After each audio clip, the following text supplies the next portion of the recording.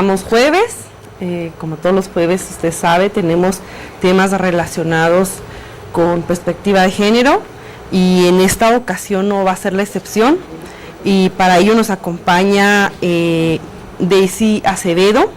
Ella es maestra en terapia familiar con especialidad precisamente en violencia familiar. Bienvenida. Gracias. Bienvenida, Daisy, qué gusto que nos acompañe, de veras. Nos va a platicar sobre el síndrome del Estocolmo doméstico. Con seguridad muchos de las personas que nos están viendo hemos escuchado hablar del síndrome de Estocolmo. Sí. De las personas que secuestran, ¿no? Pero bueno, síndrome de Estocolmo doméstico, ¿a qué nos referimos, maestra, al hablar específico? Bueno, mira, esta manera de describir ciertos síntomas que tienen las mujeres que han sobrevivido o que viven la experiencia de violencia dentro de su casa, generalmente por su pareja, ya sea esposo, novio o concubino, surge haciendo una comparación con el síndrome de Estocolmo, que ya era muy difundido a nivel mundial. Haciendo historia, el síndrome de Estocolmo sí tiene que ver con gente que sufrió secuestro. Específicamente fue un secuestro que se dio en la ciudad de Estocolmo en el 72, en donde hubo 4 rehenes, eran 2 mujeres y un hombre, y después de estar cautivos por 6 días, algo así, resulta que vieron con sorpresa los especialistas en salud mental que los rehenes recuperados estaban del lado de sus captores, y que inclusive una de las chicas que habían sido secuestradas en ese corto tiempo incluso se había comprometido sentimentalmente con uno de los secuestradores. Entonces, bueno, esto provocó una reacción en los que querían entender la salud mental de estas víctimas que sufren un evento traumático, y se la llamó así, síndrome de Estocolmo, refiriéndose a esta reacción contraria a lo que uno espera de alguien que sufre un evento traumático. Ahora se le agrega el término doméstico porque se está viendo, pero ahora en el ámbito doméstico de la violencia familiar, y es muy parecido, ¿verdad? Es como las mujeres que sufren una agresión continua durante el tiempo, en un tiempo considerable, desarrollan una respuesta contraria a lo que uno esperara, ¿sí? En lugar de estar en contra y culpabilizando al agresor de lo que ella está sufriendo, se pone de su lado, lo justifica y incluso se alía en contra de las demás personas que, ya sea que la quieren apoyar o que le quieren decir pues que está en una situación que no debería de ser. De riesgo. Sí. Entendemos que hay muchísimos factores, ¿verdad?, que hacen que las mujeres se queden como víctimas dentro de estas relaciones que nos menciona, ¿no? Muchísimas veces tienen relación con los recursos, ¿no? Tienen hijos y luego no pueden salir adelante. Bueno, están pensando que no van a poder, no van a poder solas. O el miedo, relacionados con un miedo, pues que muchas veces es cierto, ¿no? O sea, la mayoría de las veces tener. es cierto. Ahora, en estos casos de síndrome de Estocolmo se empezó a buscar, entiendo que se empezó a buscar esta otra explicación para las mujeres, donde no se entiende que por qué se quedan, claro, que tienen cierta independencia económica o que se les ve pues no sé, libres en la calle, ¿no? De cierta manera, ¿no? Sí, claro. Y no lo platican, uno ni se lo imagina que sufren violencia en sus hogares, ¿no? Sí. A lo mejor para estas otras personas que a lo mejor también sufren este síndrome de Estocolmo, pues puede ser entendible, ¿no?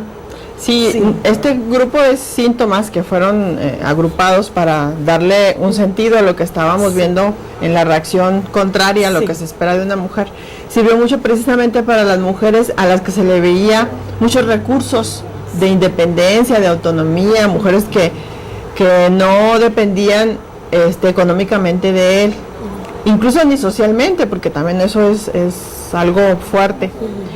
Entonces sí sirvió para entender también qué les pasaba a ellas, que no solamente es una dependencia económica, tengo que estar ahí para sobrevivir, sino tengo que estar ahí para sobrevivir, pero en el sentido emocional y de seguridad, no de económico ni social, porque entendemos que el económico es porque, bueno, es la única fuente de ingreso para mantener a mis hijos y a mí misma, y social pues es el que dirán, yo debo de seguir aquí porque mi familia me dijo que aquí así debe ser la familia y que yo debo de aguantar, pero si es una mujer que eso no es un impedimento, entonces ¿por qué seguía ahí? Entonces no sirvió para entender eso.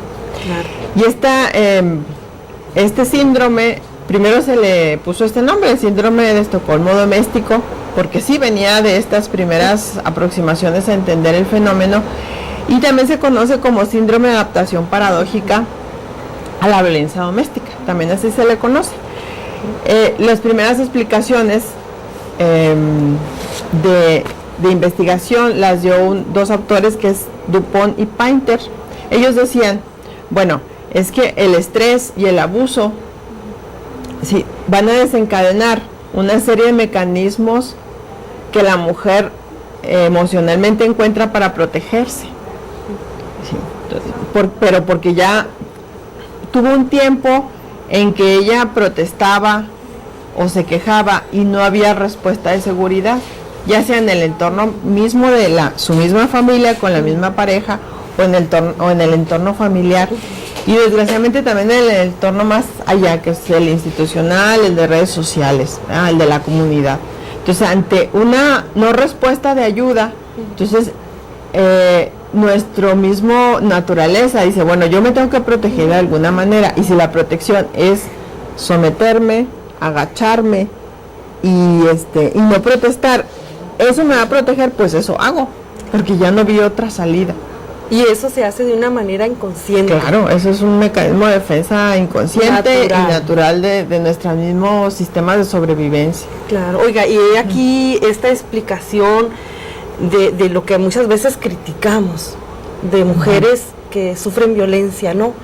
Es que están tontas, es que podemos ser muy crueles como sociedad, claro. ¿No? Cuando no entendemos la misma naturaleza de las cosas. De las cosas. He aquí una explicación, pues ya más científica a lo mejor, ¿no? De lo que sucede realmente, para entender por qué pasa esto. Sí, y esto, pues históricamente viene para entender por qué una víctima de secuestro no salía enojada con su victimario, salía incluso hasta de parte de él, y eso lo hemos visto en muchas ocasiones. Claro, incluso hay, están documentados, yo me imagino que muchísimos casos, ¿no? Pero mediáticamente, no hace mucho, yo recuerdo un caso televisado y todo, ¿no? Que sucede aquí en México, precisamente sobre esto, ¿no?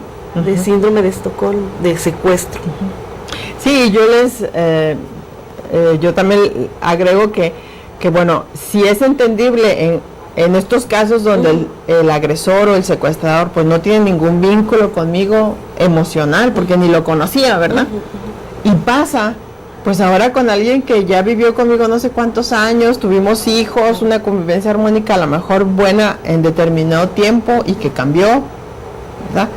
Bueno, pues es todavía más comprensible que esto pueda pasar, que mis mismas reacciones hagan que como defensa ante el peligro, yo solamente vea la parte buena de él y la parte mala la niego o la invisibilizo. Pero no es porque yo quiera, es porque mi misma naturaleza, para mi propia defensa, me dice, más vale que veas lo puro bueno y que estés alerta para que eso bueno sea más presente siempre. ¿Qué quiere decir estar alerta? Que estas mujeres están hipervigilantes de las necesidades del esposo. Y, o sea, todas las necesidades se las tienen que cubrir, pero no es porque no es porque él se los exija, es ya algo que sale de ellas por su propia protección. Mientras menos enojado esté, menos me va a agredir.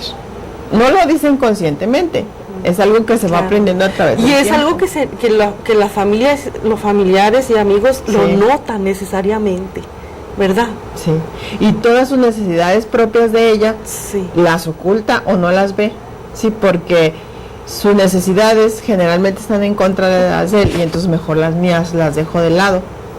Pero porque mi necesidad de atención o de afecto es menos importante que mi necesidad de vida y protección. Entonces va primero eso, y eso depende de que él no esté enojado. Así, esa es una explicación de por qué se da. Sí, de por qué se da y por qué ese cambio de actitud, de que bueno, lo defiende por todo, lo justifica por todo, incluso dice, él no tiene la culpa. La culpa es de su historia familiar, de sus papás, del trabajo porque lo tratan mal, de esta sociedad que no entiende a los hombres que no tienen empleo, que no...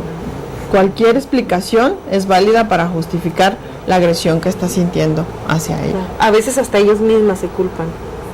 Sí, esa es la primera, pero cuando su autoinculpabilidad no es suficiente, empieza también a culpar al exterior. Porque siempre tiene que darle un sentido a lo que le está pasando.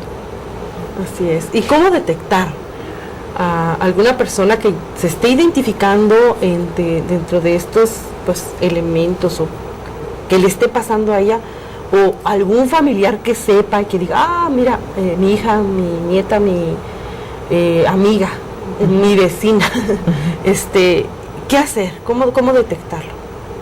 Bueno, vamos a tener, porque bueno, de alguna manera nos damos cuenta que hay ahí, aunque sea psicológica, no muy abierta, ¿sí? O también nos podemos dar cuenta que ya llegaron a los golpes porque vemos alguna señal, algún golpe, ¿sí?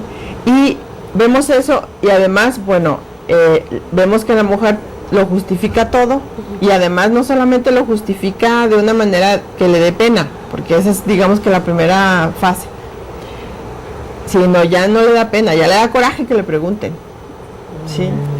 Y dice, no, pues es que la culpa es de su jefe porque no le quiso dar el ascenso. Es un indicativo, que se enojen porque les preguntan qué está pasando. Y que nosotros vemos una reacción contraria a lo que esperábamos de cualquier gente que es agredida, ¿verdad? En otras circunstancias. El grupo Graham de Cincinnati, que es otro de los que investigó esto, dice que incluso puede llegarse a decir que hay una disociación de la persona. ¿Qué es disociación? Es que yo tengo que negar toda mi percepción para poderme proteger. ¿Sí? Entonces, incluso puede ella ni siquiera sentir el dolor, porque le puedo decir, ¿qué te pasó? Mira, ¿qué tienes ahí? ¿Dónde? Sí, es real. Sí, es real. Pensar la persona que le está preguntando, pues ¿cómo no se dio cuenta, verdad? Sí. Pero es real. Sí, es real.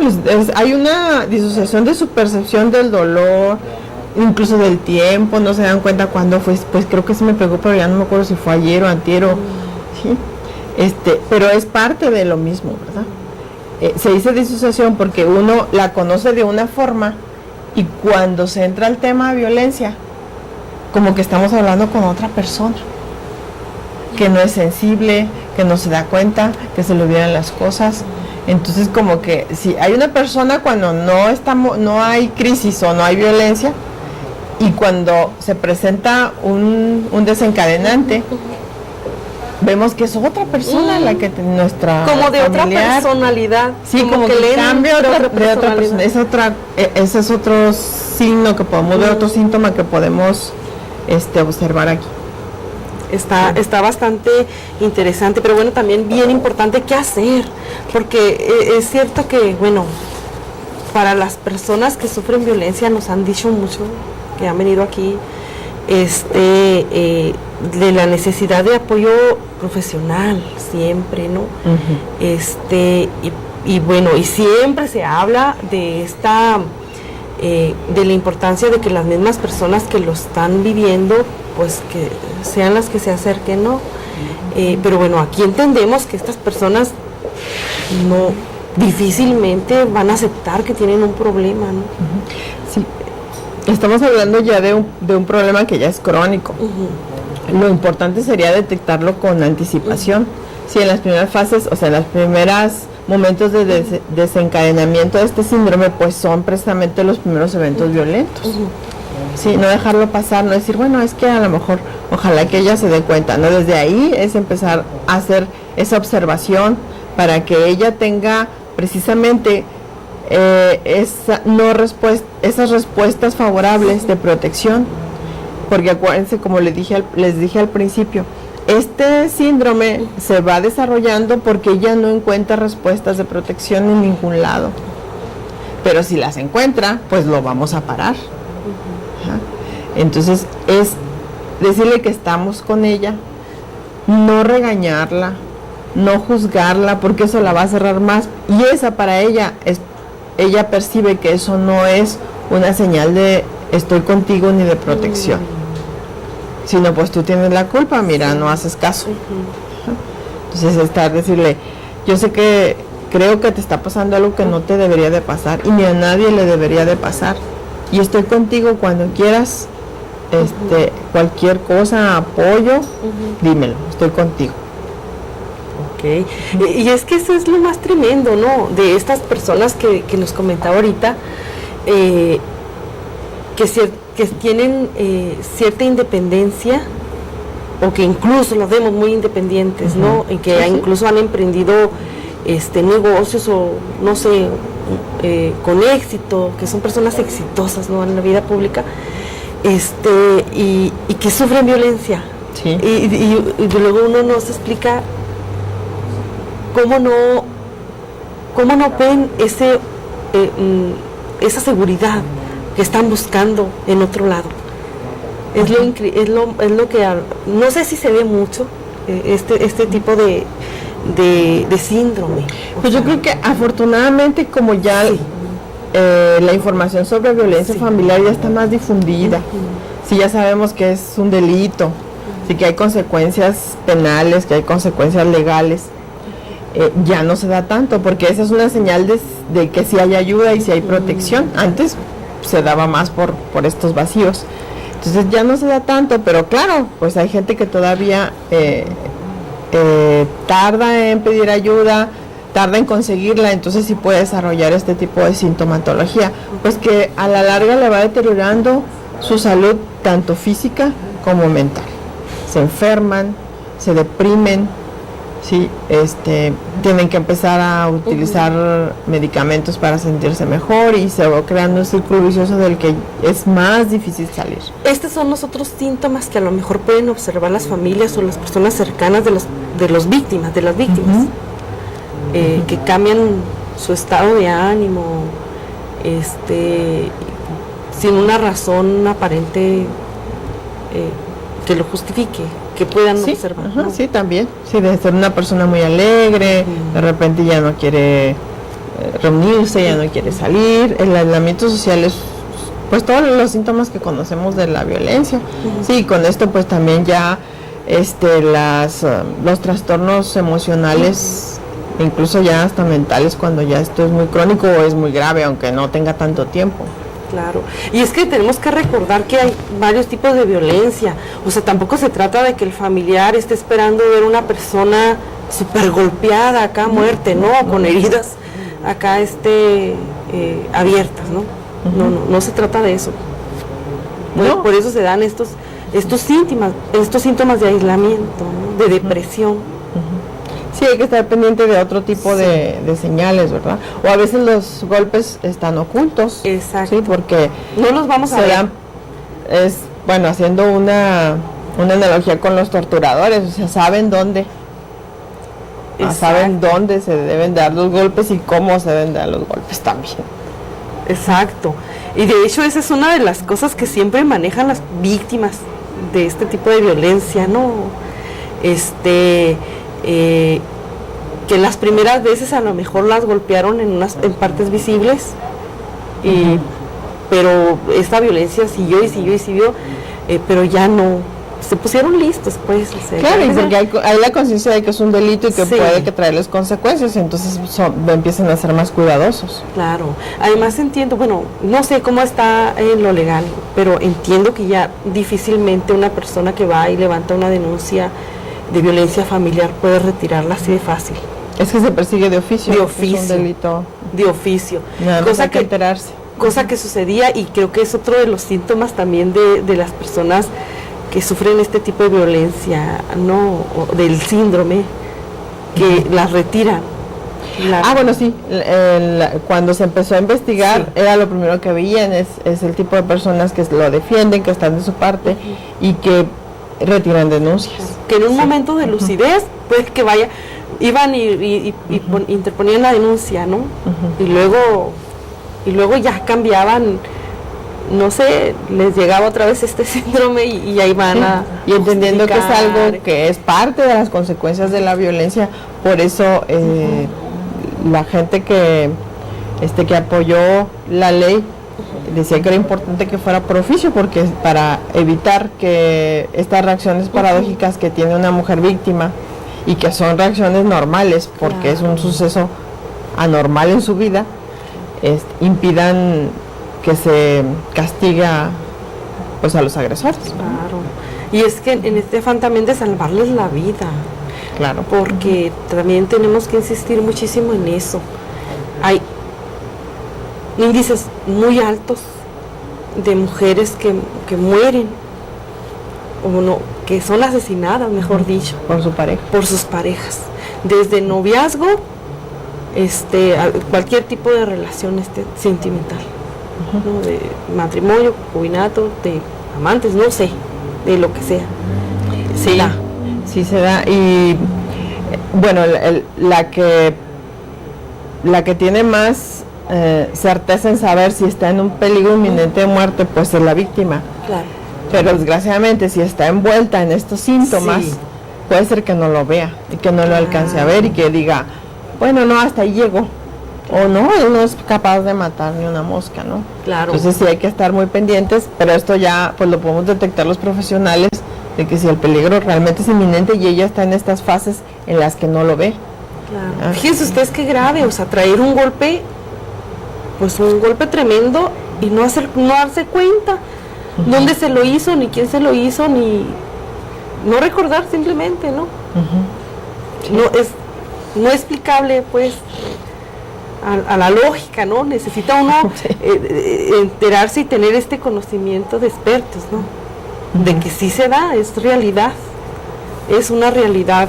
Pero bueno, entonces, insistiendo un poquito de qué hacer, qué más podemos hacer. Ahorita nos decía usted sobre esta voluntad, a lo mejor de la familia o de los amigos, que empiezan a detectarlo y decirle y ponerse a las órdenes, ¿no? Sí. ¿Qué más podemos hacer? También, bueno, orientarla hacia donde se puede atender en caso de cuando ella sí lo decida, y la familia pues conocer más del tema para saber cómo reaccionar, y sobre todo también tener como formar una red de apoyo para que siempre esté alguien pendiente, ¿no? Sí, y no dejarla por periodos muy prolongados aislada y sin contacto, porque son precisamente estos periodos los que pueden ser críticos. Me recuerdo mucho un caso muy triste donde finalmente pues murió la mujer, en donde vivían con los suegros, y sí, ahí se daban los eventos violentos graves, pero bueno, como quiera los suegros intervenían de alguna manera, hasta, digamos que yo creo que decían, ay, bueno, ya que no se vaya a pasar, y ya hasta ahí lo paraban. Ella huye, escapa, después regresa con la promesa de que, porque ella justificando decía, bueno, es que el problema es que estamos con mis suegros, y como los suegros se ponen de parte de él, pues los pleitos, ¿no? Entonces ella regresa con la promesa de que ya no van a vivir ahí, que se van a ir a su propia casa. Pues ese fue precisamente el momento en el que el peligro subió al máximo, porque ya iban a estar aislados sin nadie que estuviera pendiente, y sí, a las pocas semanas se dio el homicidio. Entonces sí, muy importante la vigilancia indirecta, de alguna manera, de la familia, estar al pendiente. Estar al pendiente, porque sí, en principio a lo mejor esta persona realmente no lo entendió así, ¿no? Le estaba buscando esta otra justificación, ¿sí? Que no era de esas que usted dice ahorita que buscan, sí, que este es tipo el de ambiente personas. externo el que hace que ellos reaccionen así, ¿no? Entonces Así. dijo, como ya nos vamos a salir de ese ambiente, entonces él ya ¿no? Al contrario, era lo que protegía, al contrario. Claro. Y si uno detecta este tipo de personas, pues a lo mejor de manera insistente, bueno, no sé qué tan conveniente sea insistir, decirles que sí hay salida, que sí hay lugares donde la pueden apoyar, ¿no? Sí. Y bueno, hay, no sé, un directorio importante aquí de ONGs, del mismo gobierno, es más, del mismo gobierno del estado, del municipio, o sea, hay donde apoyarnos, sí, claro, existe, para que lo tengan muy en cuenta. Pues muchísimas gracias. No, gracias a ustedes por el espacio. Qué gusto que nos haya acompañado. El tema da para más, así que con seguridad lo vamos a seguir tocando.